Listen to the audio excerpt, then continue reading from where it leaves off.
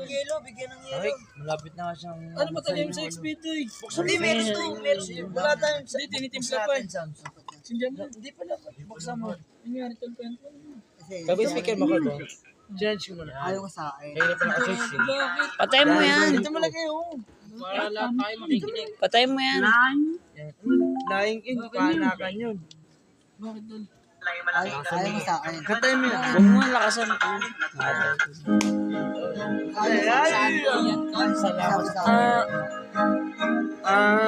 Kakantay niya mo lang. Kakantay niyo. Ako na yan, pre. Alam mo, lahat ng bagay, mga bagay yan.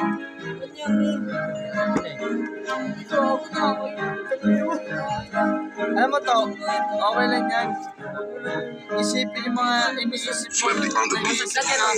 Kasi wala nang isip.